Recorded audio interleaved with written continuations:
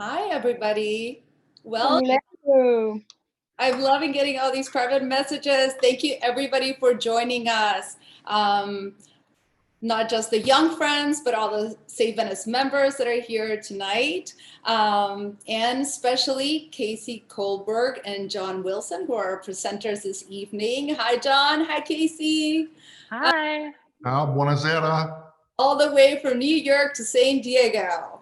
I want to thank you all for joining us tonight. This is our Save Venice's closing toast to Women's History Month and the Young Friends of Save Venice initial programming online and in honor of Women's History Month. So tonight we're going to be learning about 4 extraordinary women Venetian painters, and while learning all about their craft and some of their unknown pieces, we're going to be lucky enough to be drinking tipples inspired by them, all of Casey's creations, and most importantly, made with spirits owned by women producers and founders. So all 4 of you, Save Venice members, are lucky enough to get cocktail kits. Each one of those spirits is a woman-led organization, much the same way Save Venice is, actually.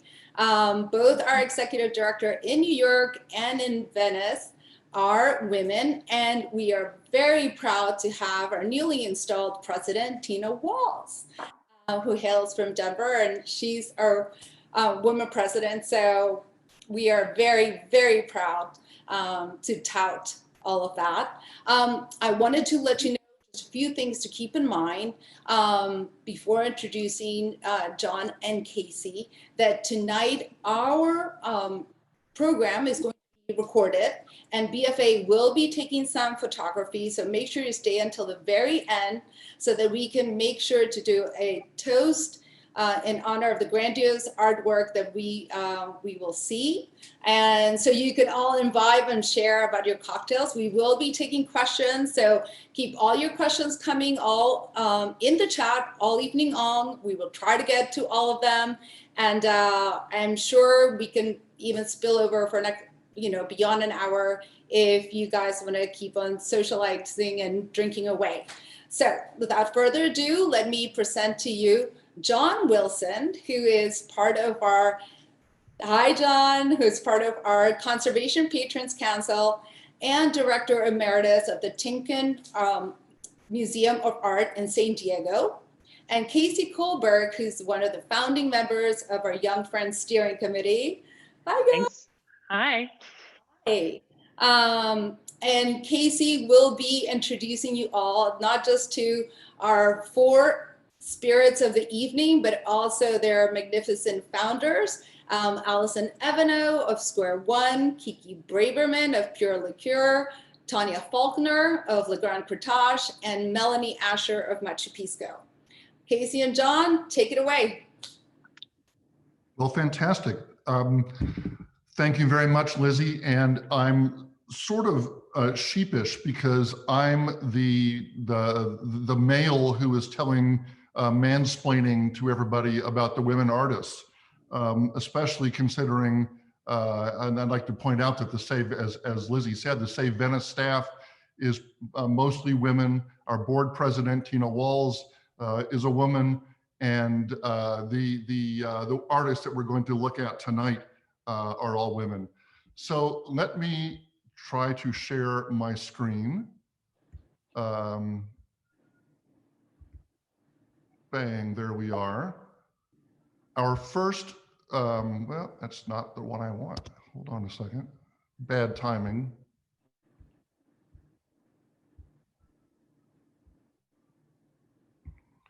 I do want to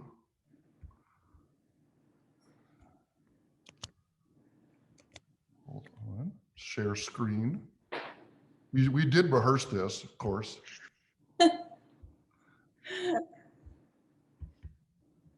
There we are. A beautiful view of the Santa Maria della Salute, which of course is a church that is very appropriate for today in that it was built to commemorate the deliverance from the plague.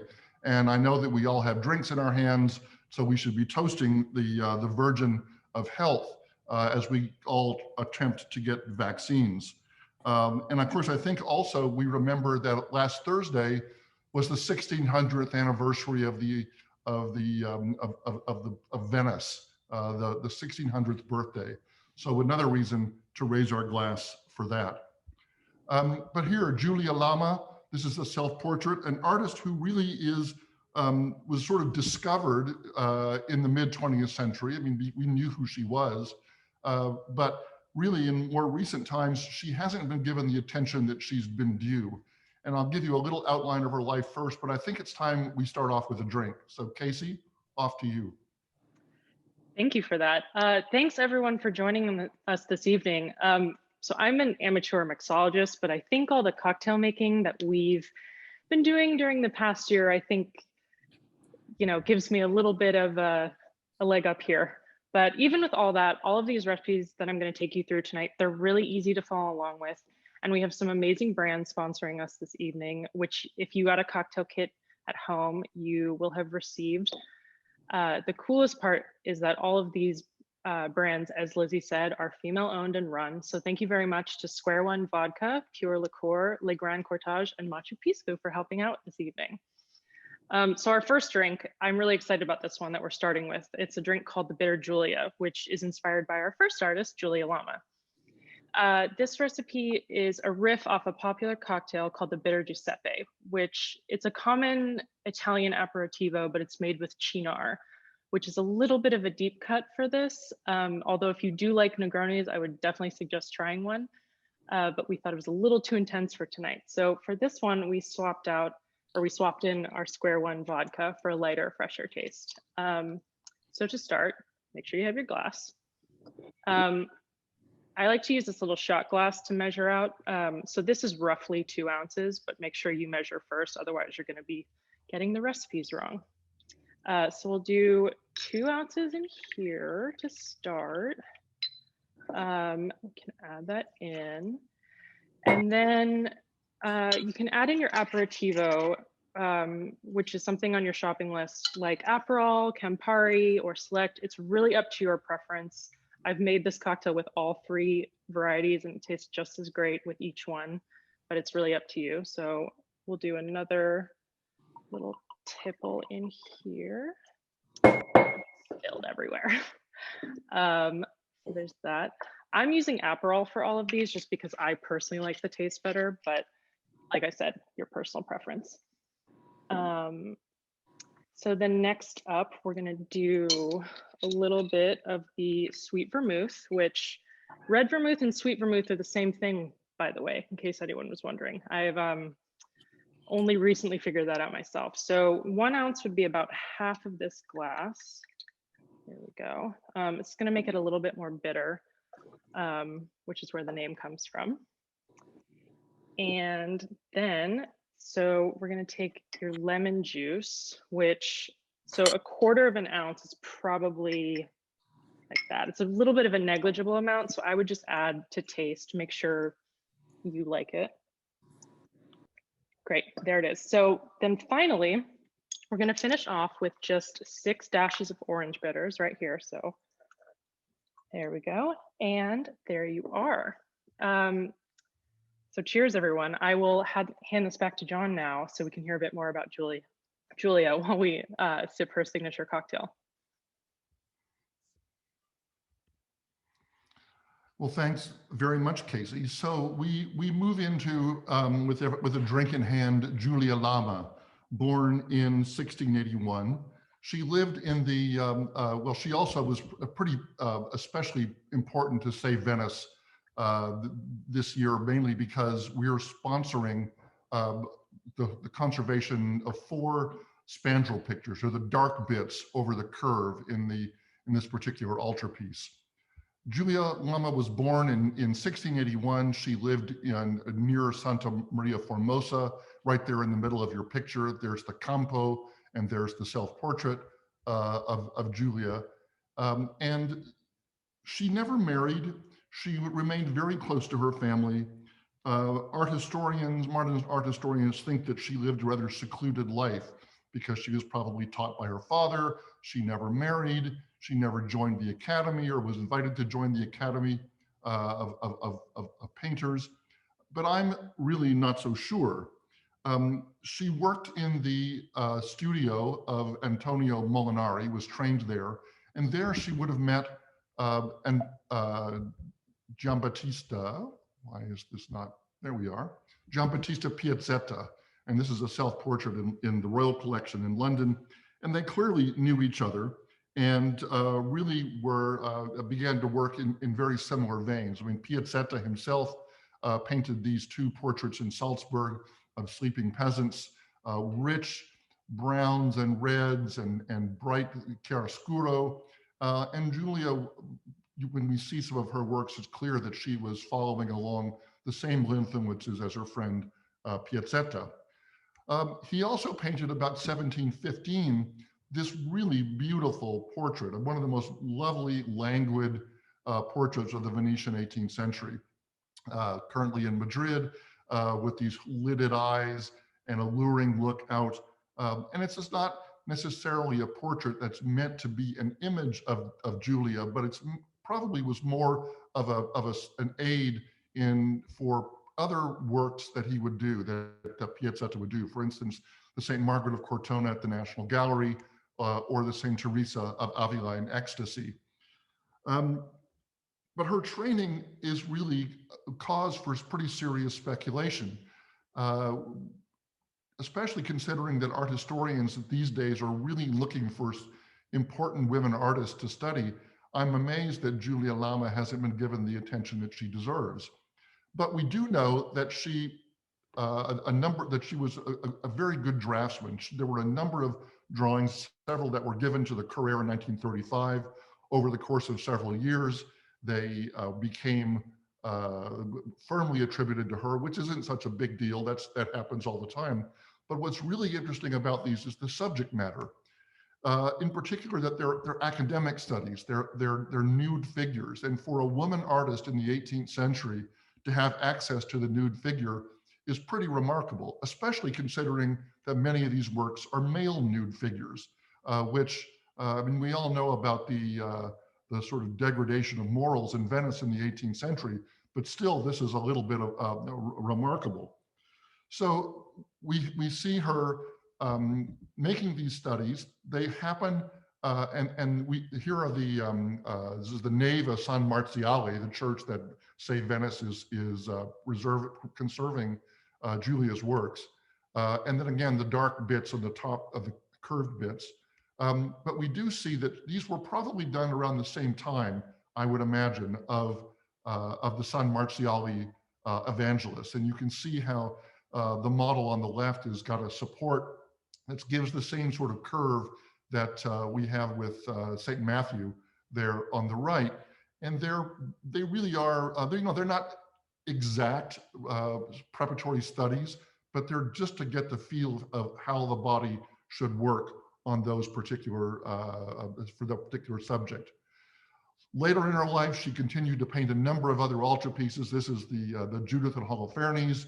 Obviously, Holofernes still has his head, and Judith is her namesake is praying for guidance and strength and a clean cut, presumably. And at the same time, again, preparatory drawings for a reclining figure. This one a woman, obviously Holofernes is a man, and here a crucifixion from about 1740, about 5-7 years before her death, in San Vidal. This is the church that if you're walking from San Marco to the Accademia, it's the last church on the right, now a concert venue, but you can go in and see not only this wonderful Giulia Lama crucifixion, but at the same time, other works by Piazzetta and artists of the same period. So I think that that's a little bit of an introduction to Giulia Lama, and I think I'll move on to our next artist, who is, I mean, if Giulia Lama is a mystery, the next artist is a glass almost empty. And since our glasses are almost empty, I'm going to send it back to Casey. Great, thanks, John. So something I was thinking about when we were coming up with this drink for Marietta was how could someone with, such a famous father and such a legacy, and who was an artist in her own right and clearly active in the community at the time, how do we know nothing about her? So we came up with this idea for a mystery punch, and it's based off of a traditional Pisco punch, but I will actually kick this over to Lizzie for a minute since she's our Pisco master on here. And if you guys got a cocktail kit this evening, you'll recognize her and her sister Melanie's company, Macho Pisco, as one of her sponsors. So Lizzie, you have to tell me this story again because every time you tell it to me, I can't stop laughing. Oh wait, I think you're muted. Yes. There we go. Go. Thanks, Casey. So already cracking me up thinking about it. So hopefully than everybody else. But the Pisco Punch is actually quite a storied cocktail, which is incredible to think as we learn art history tonight that there's actually all this history behind the cocktails that we drink. And the Pisco Punch is actually a rather famous, or maybe rather infamous, or continues to live in infamy kind of cocktail. It was created during the Gold Rush era in San Francisco by a Scotsman called Duncan Nicol, who created this cocktail as the cornerstone of his bar called the Bank Exchange. So for many of you who've traveled to San Francisco and visited the Pyramid Tower, that's where the Bank Exchange used to sit as a salon. And the Pisco Punch actually made Duncan Nicol one of the most famous barkeeps of his time. And this cocktail, the fame and of it and the grandiosity of it really traveled all around the world, such that it actually became the enticement for Rudyard Kipling to come to America and traveled across the country so he could taste this cocktail. Some of you might know that book. He ended up writing a book called From Sea to Sea, and in it he dedicated an entire poem to the Pisco Punch entitled On Cherub's Wings, because that's how he said he felt after drinking the Pisco Punch. Now, that might be a rather poetic take on the cocktail, or you can just take Mark Twain's word for what the cocktail inspired. And he used to say, even if you were a mere gnat, it used to make you feel like you could fight like an elephant. And that's probably why the bar required that everybody who came in to drink the cocktail could only be served 2 Pisco Punchos before they were asked to exit the bar, take a walk around the block before they lined up to get a 3rd cocktail. So what was so special about it? Well, Pisco that traveled all the way from Peru, and incredible pineapples that were quite exotic at the time coming in from Hawaii. At the time, Hawaii was still an independent nation, not part of the US, and the combination between gorgeous fresh pineapple juice, limes, and Pisco from Peru meant that you had a rather extraordinary concoction. Now, Duncan Nicol was so jealous about everybody, stealing his recipe that it was told that he only hired deaf and mute barbacks, which meant that when he went to the grave, he took the recipe with him. All we know today is the basic 3 ingredients, and the rest are mystery ingredients. So to each their own. So Casey, tell us about your Pisco Punch recipe. That's why I love this story. It's so silly, but I can promise that this drink won't tip anyone over the edge, and you won't need to take a couple walks around the block with this. But that story definitely informed putting this cocktail together. It made me think of all the kind of, mystery that absinthe had in the 19th century, right? The Green Fairy. Maybe we need a name for Pisco somewhere in there. But this drink is actually really simple to make. So let's start off with our excellent Pisco here. You're gonna do, another glass of this. And then, also guys, make sure you have ice in this one. It'll make it much better. So you're gonna tip that in. And then we're gonna do a little bit less here of the lemon juice. I think I put too much, but I like it a little bit more tart, because remember what I said about to taste earlier, the pineapple juice can kind of overwhelm it if you don't you're not too careful. So then we're gonna add, here's the pineapple juice in here. We'll put that in. You know, as Lizzie said, you know, at the time this cocktail was being made, people hadn't really seen pineapples yet, but I hope this time of the year, 2021, everyone's had pineapples before, but you never know, right? So then last, we added a little bit of the blood orange juice here, just because, you know, it felt like a mystery moment, if you will, but it's a little bit different, a little out of the box, which you won't find in a normal Pisco Punch, but to my mind, blood oranges are very Northern European, so it kind of fit with our Venice idea. So pour that in, and here you are. So I'll hand it back to John now, and we can hear a little bit more about the mystery that's Marietta.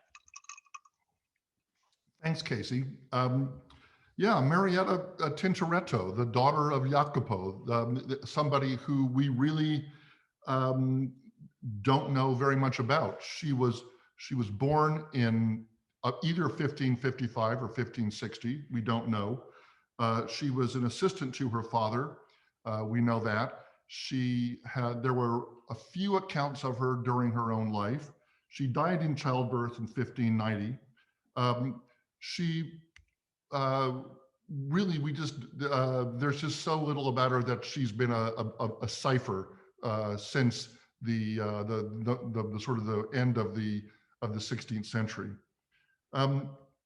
She was probably worked with her father and her brother Domenico, who's the more well-known of the Tintoretto family studio assistants, on major projects such as the Paradiso in the Palazzo Ducale in Venice.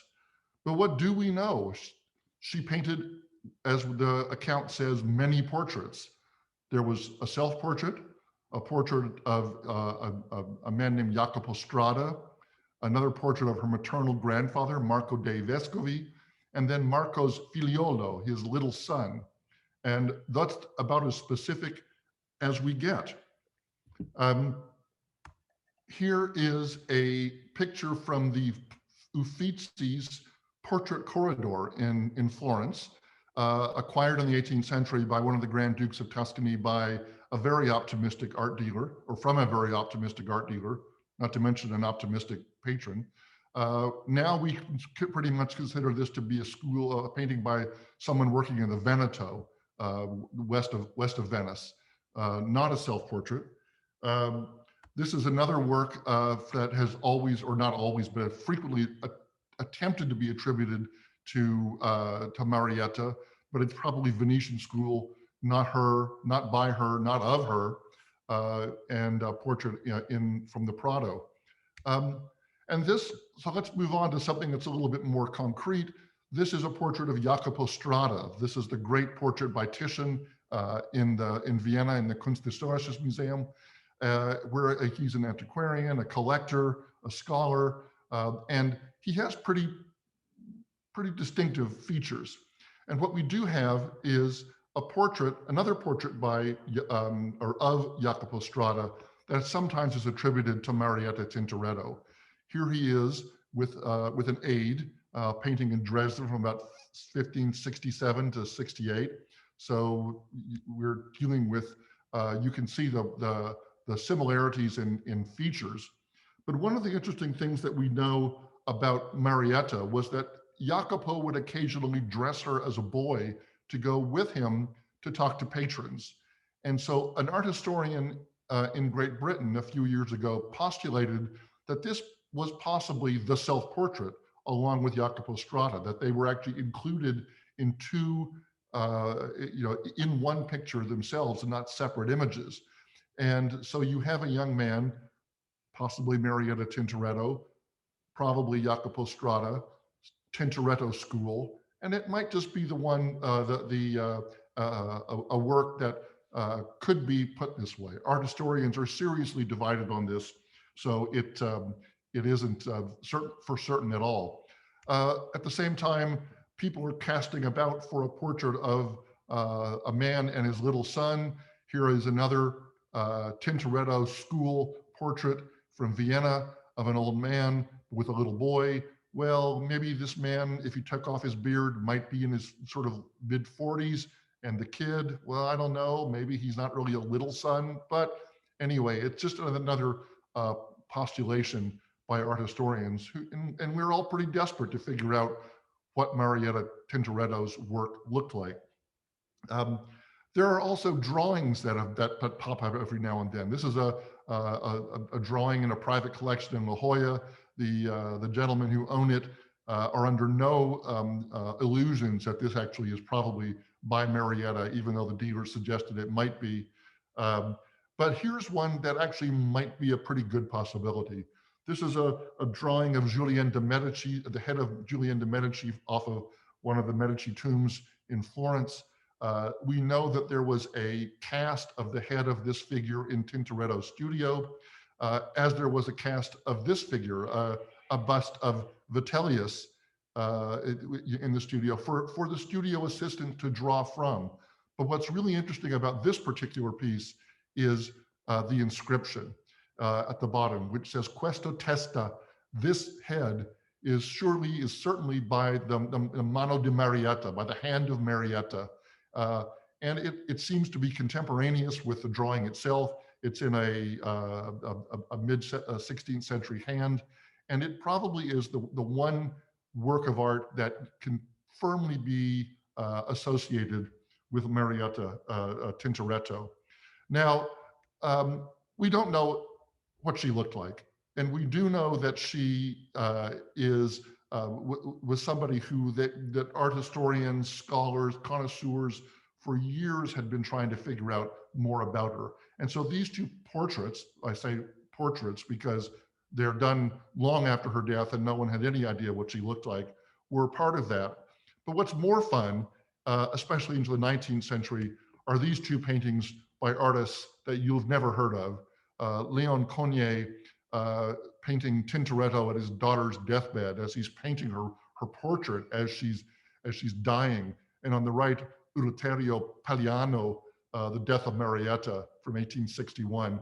Two images of this sort of mystery woman who we're still trying to figure out who she is.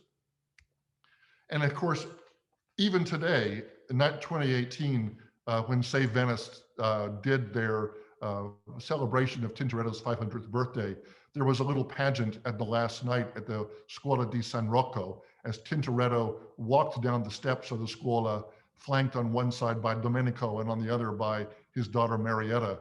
And we were told by the actors that Marietta was indeed his favorite. So with that, let's move on to another drink.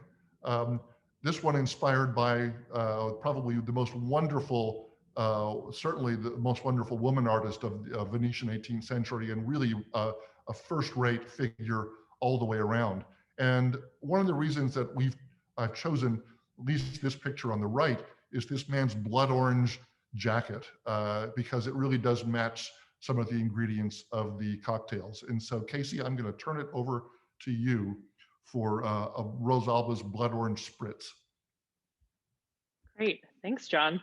So for this one, it's basically your classic Phoenician Spritz, which if you've been anywhere in the US or Europe, you know, due to a very clever marketing push in the last few years, you've definitely seen one, if not had one or multiple. So, you know, they're around, but it's such an easy drink to make at home. I do it all the time by myself. It's so easy.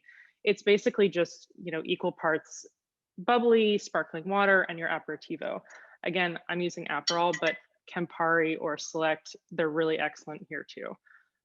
So we're gonna do one part here, put that in, and do your second part with your sparkling water. And so for those of you with the cocktail kits, normally, you know, we would just do your last part of bubbly, but the cocktail kits, we have a Le Grand Cortage champagne to use, which makes it feel a little bit extra special and fancy. So that's a treat for all of you guys at home. So we do that. And then, you know, the difference, this is your classic spritz right here, but our drink in honor of Rosalba, we've added another part of blood orange juice. But if you guys notice on your recipe list, if you got the San Pellegrino blood orange soda, which these are great too, you can swap the blood orange juice and the sparkling water for this. It tastes just the same. It's just as good. The thing I really liked about this drink for Rosalba, though, is that it's really such a classic and everyone has opinions about it. I mean, does anyone else remember that? Was it a New York Times article? If you know what I'm talking about, you are in the club, I promise. But, you know, it's still really good. Never discount good cocktails, even if people say whatever they want about it. And that's really how I feel about Rosalba. She's really such an underrated painter, and it really embodies the whole Rococo period. She definitely deserves much more time in the spotlight. So I will turn this back to John while we drink our great drink, because Rosalba deserves her time to shine. Well, here she is on the left in a self-portrait from that same Uffizi portrait corridor. This time, there's no doubt about the authenticity. And I wanted to start out with a little quote from a biographer of Casanova, Philippe Solers, who said that this 21st century will come to nothing unless we can once again find the spirit of the 18th. And I don't think anybody can give you the spirit of the 18th century in Venice as well as Rosalba Carriata. She is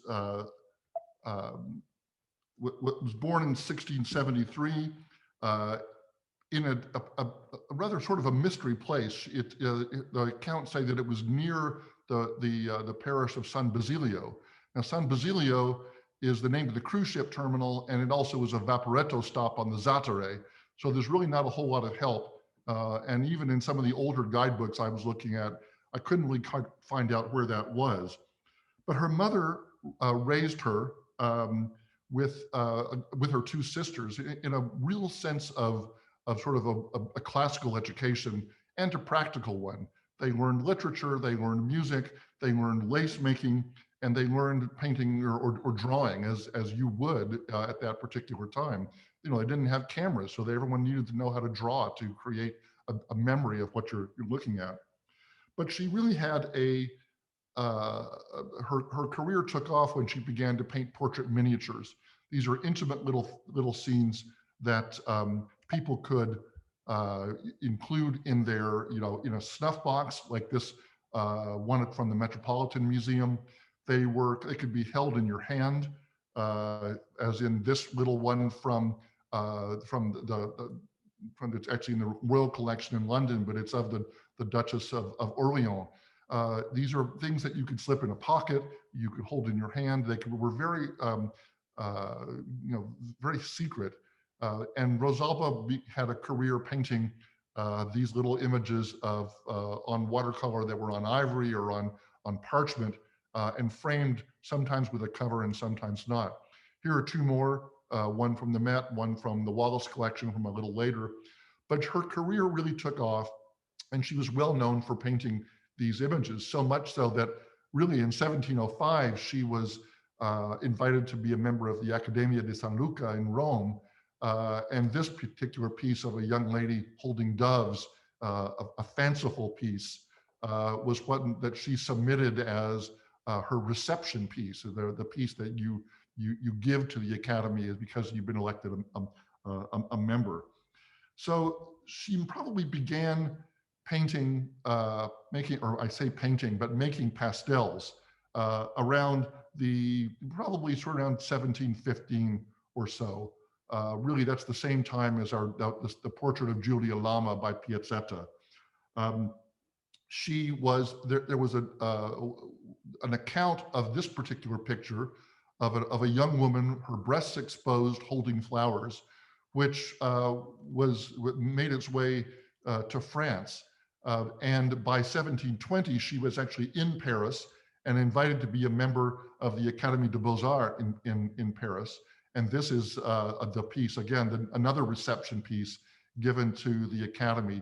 And she begins, one begins to sort of sense a little theme here of some evocative of works that really makes one sort of suggest that maybe she actually knew what sold as much as anything.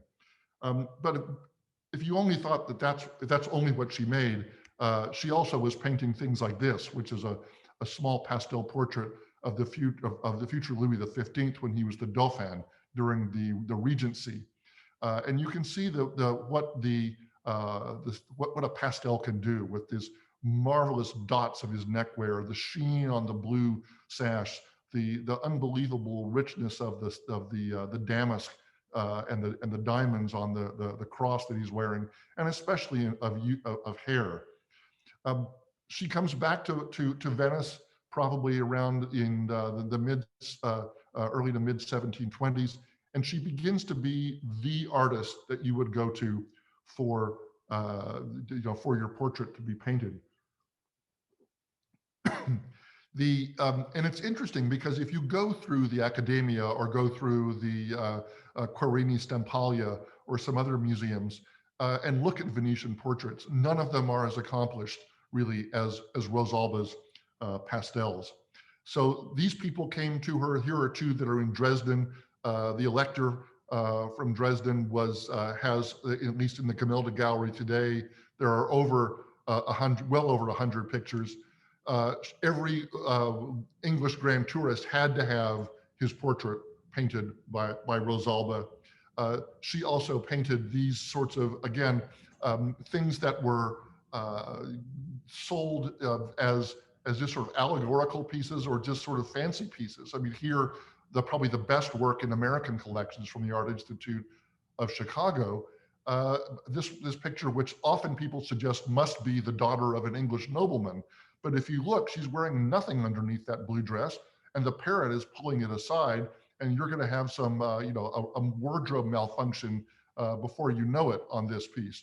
It's meant to please, to titillate, to make one smile in just sort of a slightly soft core way that Venice in the 18th century does. I mean, this is what we know about from Casanova. And we know also that Rosalba was somebody who cranked these things out. She could do a pastel portrait in 3 hours. She knew what sold. She knew the money that was coming in from these things. And it really was something that she was aware of. Here are Four Seasons, an allegory of the Four Seasons that's in the Royal Collection in London. Here are two other allegories or personifications. Really, we don't even know who these are. It's a mystery that remains to be solved from looking at images of other allegories and see if we can match up a woman with a crown of thorns reading a book or another woman with a star over her head. Here, a personification of Africa as she did series of the four continents. And she also was somebody who, when she worked, there's this beautiful sense of paying close attention and having a sympathetic eye to her sitters.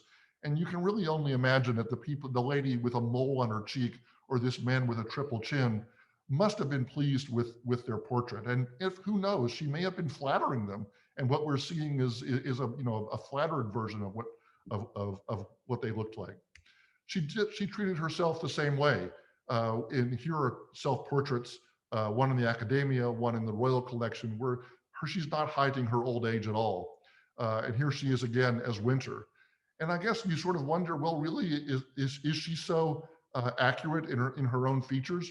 Because here is a caricature by a friend of hers, Anton Maria Zanetti, a caricature of Signora Rosalba, Amici dell'autore, the friend of the artist. And you can see where it is on the top of the page right there. But she's pretty grizzled. She's got a few chin hairs and wrinkles, but it obviously was done with a great deal of affection by a very good friend. Now, I will send you back to Casey, and when we come back, we are literally going to move next door and see Peggy Guggenheim. Casey? So this is one of my favorites because I love Peggy Guggenheim. She's awesome.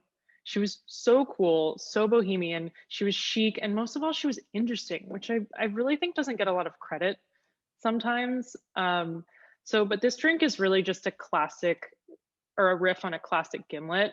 It's a really awesome cocktail to have in your repertoire because it's also really easy to make at home. Key point here, have you noticed all of these are easy to make at home? I'm teaching you guys. But also this one goes down really well. So we'll start off with just a little bit less than a full glass here of vodka, because that's about all I have left there. So pour that in to start. And then you're gonna add a little bit here of another one of our lovely sponsors this evening, Pure Liqueur. They have this great elderflower liquor that we're using in this drink. So you're gonna do a full glass of that and throw that in.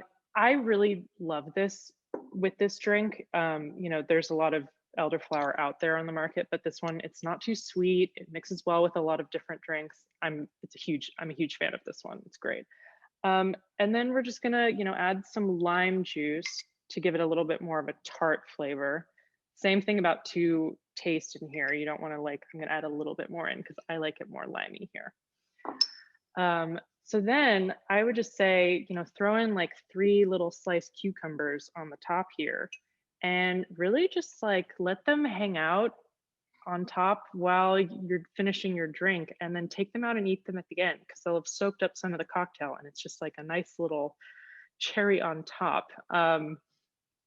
It'll be perfect. But this is such a great iconic drink, kind of like Peggy is. They have a similar legacy of being cool and classic. I mean, I would have absolutely wanted to drink this with Peggy in her garden. So I can't wait to hear more about her, but I hope you guys too. I'll pass it back to John so we can hear about how cool she is while we drink her gimlet a la Guggenheim. Well, thank you, Casey. It's, you know, Peggy, you know, not an artist. She was more of sort of a cultural phenomenon, really a landmark cultural figure for the ages. And as I said, she lived literally next door to Rosalba's house. And you can see on the panorama on the left, the facade of the house, and on the right over there is the Guggenheim. You also, looking right here on the map, you can see towards the bottom left quadrant of the red dot, where the collection is, near the Salute, near the across the canal from the Greedy, and not too far from Harry's Bar. And as we'll see, Peggy had her own private gondola, which would take her wherever she needed to go, which wasn't necessarily far away. As I said, here's the house of Rosalba on the right, and you can see it there next to the Guggenheim. And there's a plaque on it that says this is where Rosalba lived and died. It is available to rent on Airbnb, and my wife Anna Sue and I stayed there a couple of years ago. And if anybody wants the link to the Airbnb, I think we'll be putting it on the chat in a little bit. Anyway, this is the palace, the whole view. It's a unique building. It's where we visit the collection today. It has these marvelous heads of lions that look like they're really drinking out of the canal, and it's a pun on the name of the palace is the Palazzo Venier del Leone. But Peggy Guggenheim, the person who made this palace even more famous than it really already was. Who was she? Well, she was the niece of Solomon Guggenheim of the eponymous museum on Fifth Avenue in New York. She was born in 1898. She had a conventional upper class upbringing that was going to give her the skills she needed for a conventional upper class wedding. But she always considered herself to be sort of the black sheep of the family. She bolted off to Paris in 1920. Here she is being photographed by Man Ray in a gown by Paul Poiret, 1924. She sort of was an autodidact and self-taught of what the art world was all about. She knew Man Ray, she knew Marcel Duchamp. Here is Brancusi's studio, in which she bought several. Here she is in Paris, 3 pictures from the 1930s. And in fact, this is the sort of the beginning of Peggy's, what I would call her self-documentation, both visually in these photographs, and we'll see a lot of photographs of Peggy in her various abodes over the years, and also written, because she wrote an autobiography about her life and her rather sensational life, which I will let you all discover because it's a lot of fun. But here in the 1930s, she discovered that she began to collect art and began to fall in love with the modern art when she went with Jean Arp to the foundry and actually was able to hold the head and shell, this 1933 bronze. He said it was small enough that it really just gave her that sort of electricity that one gets from holding a work of art. In the late 1930s, she moved to London and opened a gallery there called Guggenheim June, in which was not necessarily a success because she found herself buying most of the stock rather than being able to sell it to anybody else. She was back in Paris by August of 1939, and I don't think there are very many people who would have thought that moving to Paris in August of 1939 was a good idea. But Peggy always had a sort of combination of genius and tone deafness that drove her entire life. By April of 1940, though, she had acquired 10 Picassos, 8 Mirots, 4 Magrittes, 3 Man Rays, 3 Dalis, a Klee, and a Chagall, among many others. And in addition to 40 paintings by Max Ernst, she also acquired Max Ernst himself. And here are the two of them because they married in December 1941. And by 1941, by the summer, reality had really hit in, and Peggy decided that it was time to leave Paris as the Nazis were knocking on the door. And she went back to New York with her collection and opened the Art of This Century Gallery in 1941. And on 57th and 5th, it was part museum, part gallery, and appropriately enough for this evening, she organized 2 exhibitions that were solely devoted to women artists in 1943 and 1945. She began patronizing Jackson Pollock, this great mural that was painted in 1943, literally for the entrance hall to her apartment in New York, where you had to walk past it. And she began to sort of think about spreading her art wide. She gave this mural to the University of Iowa in 1951, possibly for the same reason that she gave this painting to the Joslin Art Museum in Omaha, where I used to work, which was specifically sent there via the agent Harold Parsons, because she wanted to make sure there was good art out in the sticks. So Peggy moved back to Venice in 1946, and she took a hotel room at the Danieli, and this is the view from her hotel window, another bit of self-documentation. She was divorced from Max Ernst. She was looking for a place she wanted the freedom that being in Venice gave her. She was looking for a property on the Grand Canal. She wanted a spot for her collection. She wanted a spot for dinner parties and to see friends, have a salon. And she wanted a place big enough for her litter of Lhasa Apso dogs. She wrote to somebody, "Don't you think it would be divine, them trooping around in large quantities?" She did end up renting a room in the Palazzo Barbaro. This is where Henry James finished the novel, The Aspern Papers. But if you think that this really is sort of not Peggy, you'd be absolutely right. It's of a different epoch, not simply from the last century, as it is there with the portrait or the painting by Sargent on the upper right. In 1948, she was invited by the Biennale to exhibit her collection, and they gave her the Greek pavilion to do it. This is a contemporary view today. Again, more self-documentation with Peggy actually hanging the paintings herself or installing the sculptures in the painting. The one on the far left is a painting by her daughter, Pegine Vale, who later became the director of the Peggy Guggenheim collection. And at the end of 1948, she discovered what she was looking for. The Palazzo the Venier de Leone, which was available for $66,000, which is about $720,000 in today's market, which was a bargain even then.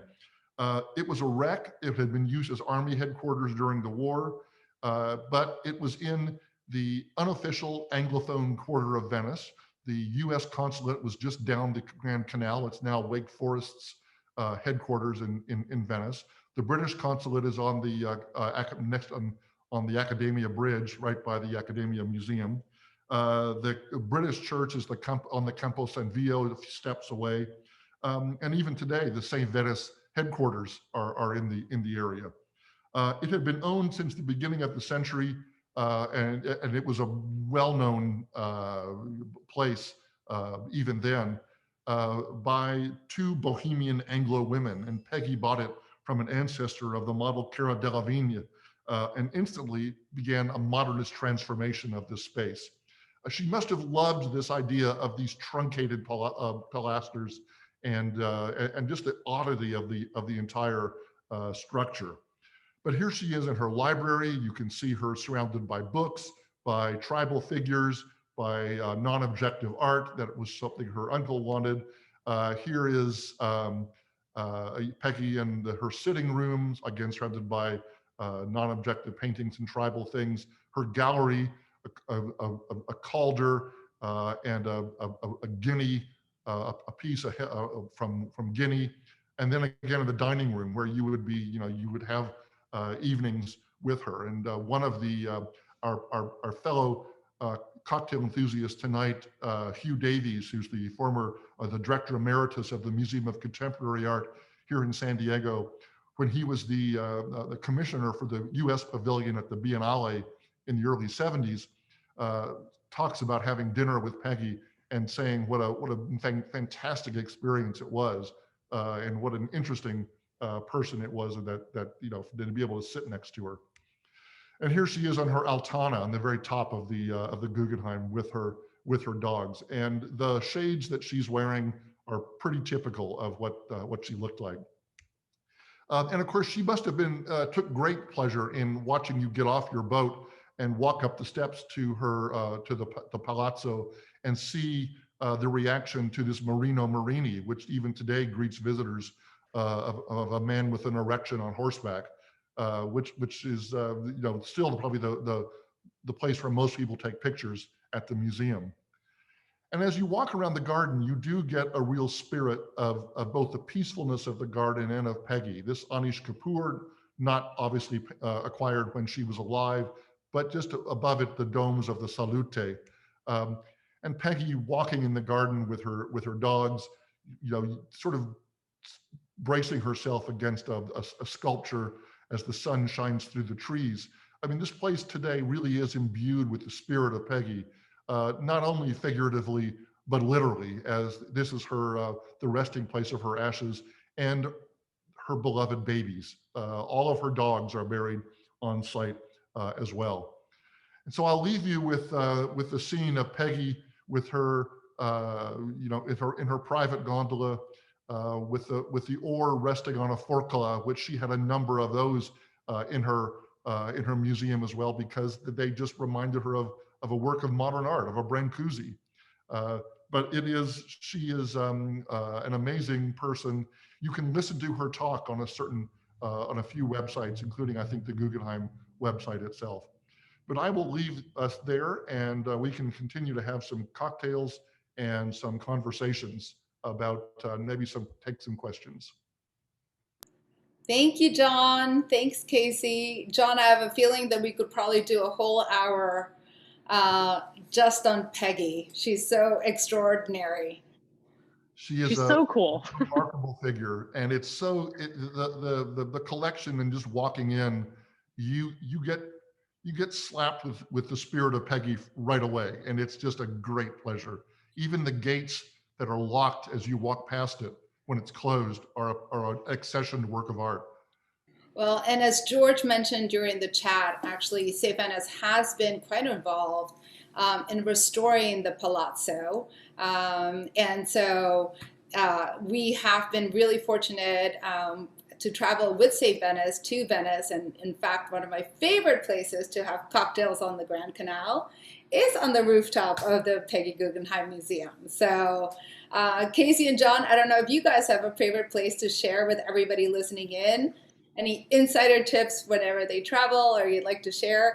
And please, anybody who has any suggestions for everybody listening in, send them in. I think it's hard to choose one place, but if you had to, John, Casey, do you have a favorite spot?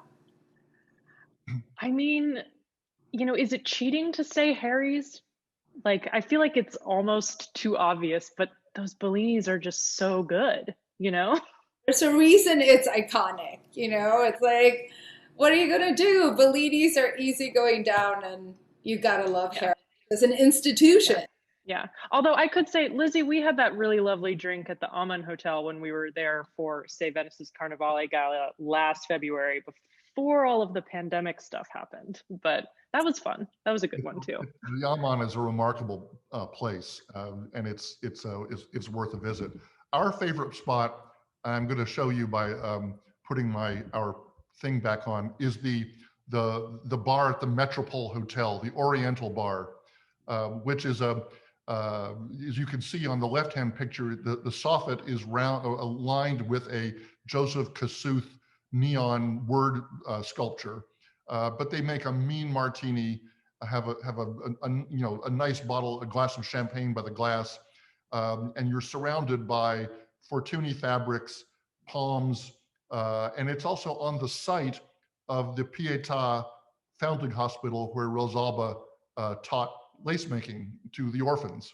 So it's that's a favorite cocktail spot. Although I anywhere you sit down and have a cocktail in Venice is good enough for me. I love that we continue to weave this theme of drink and learn. There's history all around you. There's no escaping it. So well, why can't you do both? Exactly. Series, Cocktails on the Grand Canal. Thank you everybody for joining our launch event created by the Young Friends of Safe Venice. We're so happy that you could make it tonight. I hope you've had a wonderful time learning all this incredible information that John has shared with us this evening and imbibing all of Casey's creations and concoctions inspired by these remarkable painters. Thank you, Casey and John. And also I wanted to say just on a personal note how incredibly proud and excited I am about the work and restoration work that Venice does preserving the artistic heritage of Venice, but in particular this year, adopting the Julia Llamas for saints, as John mentioned that earlier. In fact, I should say that one of those saints has been already sponsored by a very generous donor, but if you're interested in inquiring about the remaining saints, please reach out to Safe Venice. They will have all the information on how to get involved with restoring those paintings.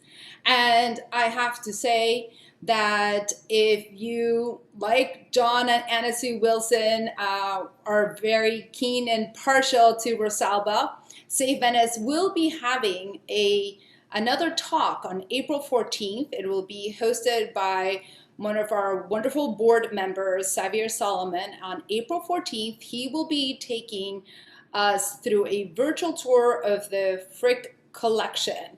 And fortunately, they have 2 new acquisitions of Rosalba portraits, which are going to be unveiled. So that should be really thrilling, not just for Rosalba fans, but for the expansion of the incredible collection at the Frick. And I see, oh gosh, okay, I'm getting all these questions. Thanks, everybody. Oh my goodness. Yes, thank you. Please click on the link that we have just all received on the chat if you're interested in signing up for the April 14th event. And John, I have to actually, before we go, I know we're tight on time, but I have to say the Julia Llama, the drawings of the male form, to me were just extraordinary. I love that she was breaking every barrier, in painting and depicting the male form at a time when it was, as you said, unprecedented, but I presume because it was not the norm of the type of work a woman would do, those might have been misattributed early on when historians were taking a look at them. No, you're right. I mean, for a whole variety of reasons, whether it's an internal bias of a historian thinking that women just couldn't do this, or people just see a work of art and they think, oh, well, it actually looks like Piazzetta, so it must be his, never even dreaming that they should be thinking about other artists at all, much less Giulia Lama. Her work is totally just lost because no one's taken the time to do the connoisseurial work of trying to figure out whose handwriting is whose painting style is whose. And it's exactly the same with Marietta Tintoretto. Her works are undoubtedly just tossed in with the works of her father that are sort of school of Tintoretto. We just haven't figured it out. We're so lucky with Rosalba. I mean, she's got a marvelously distinctive style. And she certainly had the fortitude of her own period in order to be a businesswoman at the same time that she was an artist. And of course, Peggy Guggenheim is in a class by herself. Well, it took music historians almost 100 years to attribute to Fanny Mendelssohn her last symphony. So it might, still take more time for historians to do the proper credit that is due to some of these women artists. I know with Fanny, many historians said there is no way that a woman could write such a forceful symphony, but after all these years, it's been finally put to rest. So yes. There's a great PhD thesis for somebody on aspects of Giulia Lama. So it would be a lot of fun. Well, Casey, John, I don't know whether you guys have, before we go, have a favorite cocktail. Everybody, please, this is our moment to say salute, our final toast to Women's History Month. So grab your cocktail up high. As BFA is going to be able to take a photo of all of us gathered this evening to close out the month. Casey, it was hard to choose just one for me, but I have to say I actually really love the combination of the blood orange with the pineapple. It was fantastic. So, well, I know you love your Pisco. I mean, every time we're out together, you always order some. So that's kind of expected. But yeah, I mean, so first, I also wanted to add, if anyone doesn't want to be part of the photo, please just turn your video off and we'll make sure that you are out of that. But in terms of favorite drinks, I mean, I'm still drinking this one because this was the last one that I made. But I feel like that's asking, like, if you have a favorite child. I don't think you can. They're all amazing and all different. And, I drink cocktails with a mood, right? They're all for different times of the year, times of day, times of the evening, different outfits, It's a woman's best accessory in her hand.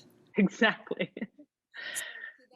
Cheers to all the women in our lives and all the incredible women who supported us this evening and the incredible brands that we've been drinking. Hope you've discovered some new brands and some, new artists whose passions will inspire you into the future. Until we meet again on Cocktails on the Grand Canal. Salute. Cheers, everyone.